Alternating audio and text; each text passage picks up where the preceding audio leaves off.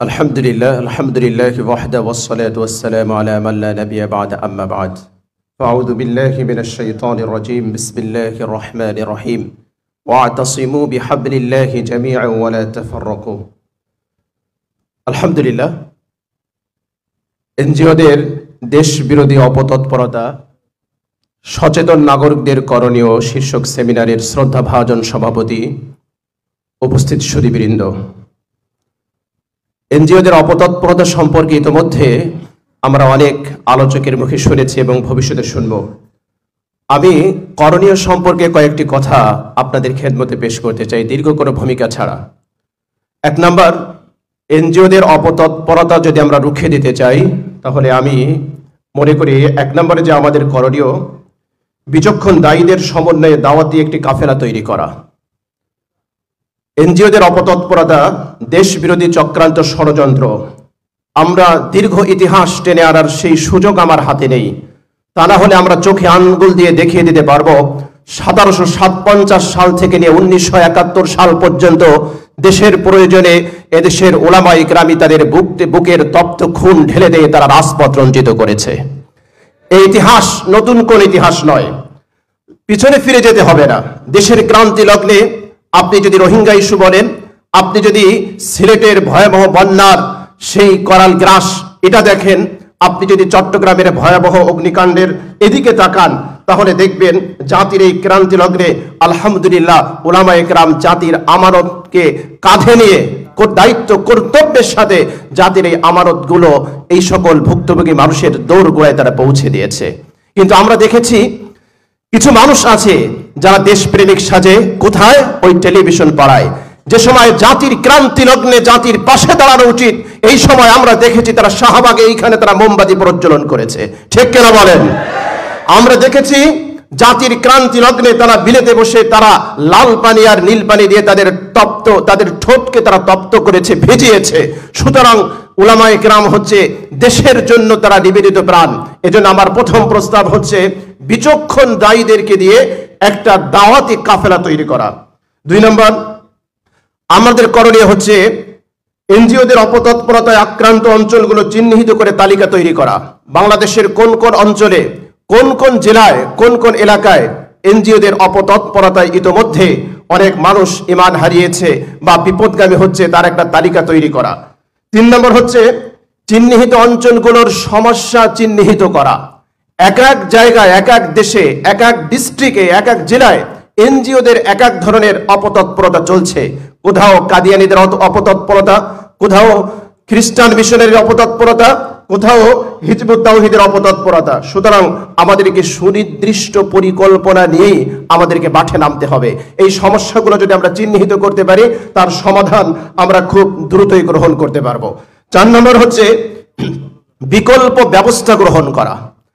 মুহতারাম হাজিরিন, আমরা জানি মুসা আলাইহিস সালাতু ওয়াস সালামকে আল্লাহ পাক কি মুজিজা দিয়েছেন। ওই জাতির মধ্যে সবচেয়ে বেশি চর্চা যে জিনিসটি হতো, অর্থাৎ জাদুর চর্চা হতো। এজন্য মুসা আলাইহিস সালাতু ওয়াস সালামকে আল্লাহ পাক এমন এক মুজিজা দিলেন, সমস্ত জাদু তার কাছে পরাভূত হতে বাধ্য হয়েছে। বিশ্বনবী মুহাম্মদুর রাসূলুল্লাহ সাল্লাল্লাহু আলাইহি ওয়াসাল্লামের সময় আমরা জানি আরবি সাহিত্যের একেবারে চূড়ান্ত পর্যায়ে ছিল।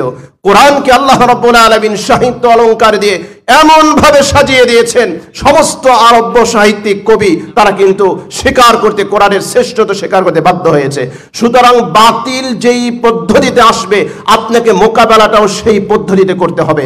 বাতিল যদি বিরাকের রূপ ধারণ করে আসে, আপনাকেও পাল্টা ইউনিভার্সিটি তৈরি করে বিরাকের বিকল্প দাঁড় করাতে হবে। তাছাড়া আমরা বাতিলকে মোকাবেলা করতে পারবো না।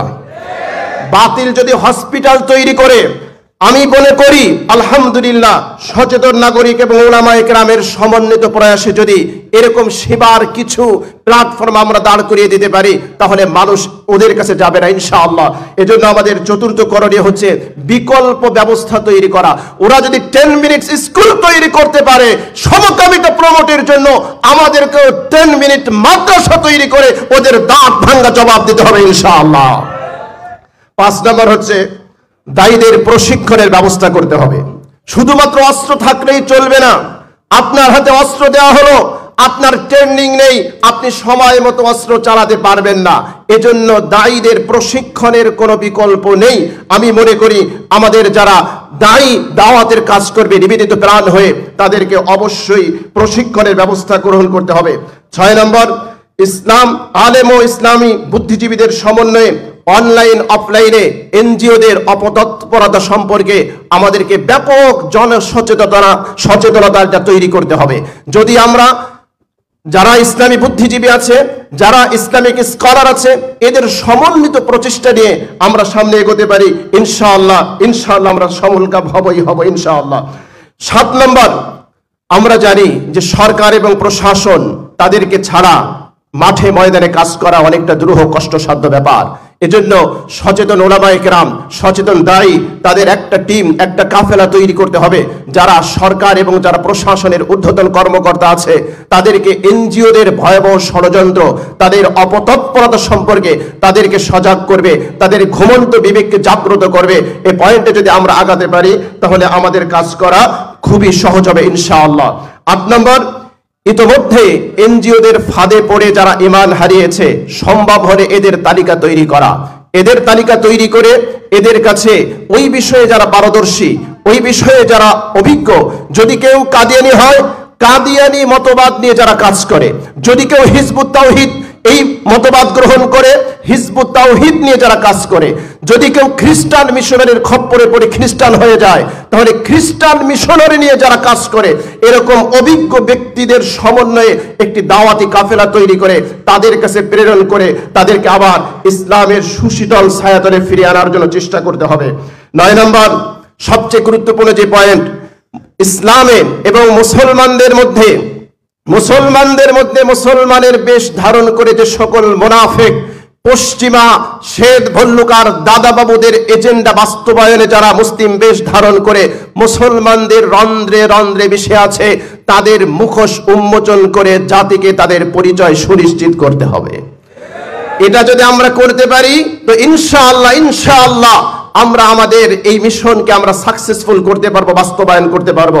10 নম্বর, যে সকল এনজিও ইসলাম বিদ্বেষ ছড়াচ্ছে, সমকামিতা ছড়াচ্ছে, ট্রান্সজেন্ডার ছড়াচ্ছে, আমরা হয়তো সচেতন নাগরিকরা আমরা জানি, কিন্তু সাধারণ মুসলমান এদের পরিচয় জানে না। এজন্য এদের তালিকা তৈরি করে এদের পরিচয় জনসম্মুখে তুলে ধরে এদের পরিচয়কে প্রকাশ করে দিতে হবে। আর 11 নম্বর, সর্বশেষ, আমি যে 10টি পরিকল্পনা বললাম, এই 10টি পরিকল্পনা সুষ্ঠুভাবে বাস্তবায়নের জন্য একটি অর্থনৈতিক কল্যাণ ফান্ড তৈরি করতে হবে, যাতে করে আমরা আমাদের এই কর্মসূচিগুলো বাস্তবায়ন করতে পারি। যদি আমরা সুনির্দিষ্ট লক্ষ্য নিয়ে আমরা মাঠে ময়দানে অগ্রসর হতে পারি, আলহামদুলিল্লাহ, আমরা যে কথাটি বলতাম যে বৈচিত্র্যের মধ্যে আমরা ঐক্য চাই, আজকে আমরা তারই একটি বাস্তব প্রতিফলন দেখতে পেয়েছি। আমরা আশাবাদী, আমরা স্বপ্ন দেখি, আমরা স্বপ্ন নিয়ে বেঁচে থাকতে চাই। আলহামদুলিল্লাহ, ইনশাআল্লাহ, যদি এভাবে ঐক্যবদ্ধ প্ল্যাটফর্ম নিয়ে আমরা অগ্রসর হতে পারি, একদিন এদেশ থেকে ওই ব্রিটিশ শ্বেত ভল্লুকেরা যেরকম এদেশ থেকে লেজ গুটিয়ে পালাতে বাধ্য হয়েছে, উলামায়ে কেরাম যদি সম্মিলিতভাবে এদেশের সাধারণ মুসলমানদেরকে নিয়ে আমরা অগ্রসর হতে পারি, ইনশাআল্লাহ সেদিন বেশি দূরে নয়।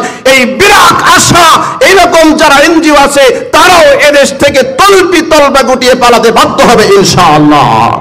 নাসরুম মিনাল্লাহি ওয়া ফাতহুন করিম। আসসালামু আলাইকুম ওয়া রাহমাতুল্লাহি ওয়া বারাকাতুহু।